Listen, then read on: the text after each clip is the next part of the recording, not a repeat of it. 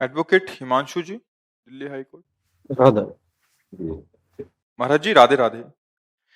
महाराज श्री कृष्णा ने गीता में कर्म को प्रधानता दी है, अर्थात कहा है कि कर्म करो, फल की इच्छा मत करो। हाँ, तो ध्यान महाराज दे। जी नाम जपना क्यों जरूरी है? हाँ, ध्यान दीजिए। पहले तो हम उसी विषय पे बोलते हैं।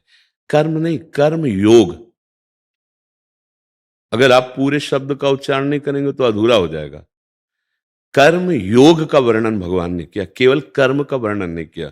वो पूरा चैप्टर कर्म योग, आगे पूरा चैप्टर भक्ति योग, प्रारंभ जो गीता का किया सांख्य ज्ञान, जो ज्ञान योग कहा जाता है। अगर आप योग नहीं बोलेंगे तो कर्म फिर बांधने वाले होते हैं, चाहे वो शुभ कर्म हो या अशुभ कर्म हो। अच्छा कर्म है सोने की जंजीर, बुरा कर्म है लोहे की जंजीर, लेकिन बंधता दोनों में है।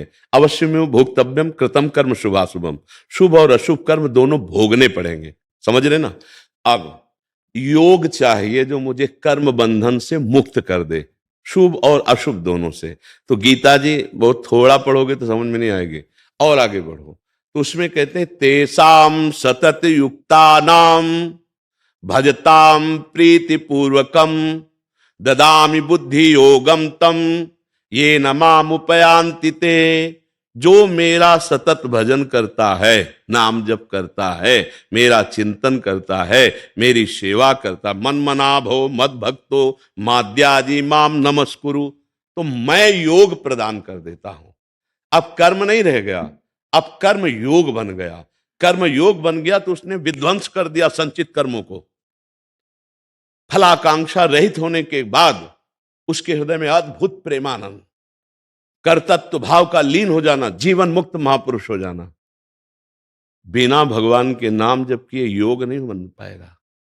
मामनुष्मर युद्ध च, गीता जी से ही मेरा स्मरण करते हुए कर्तव्य कर्म कर।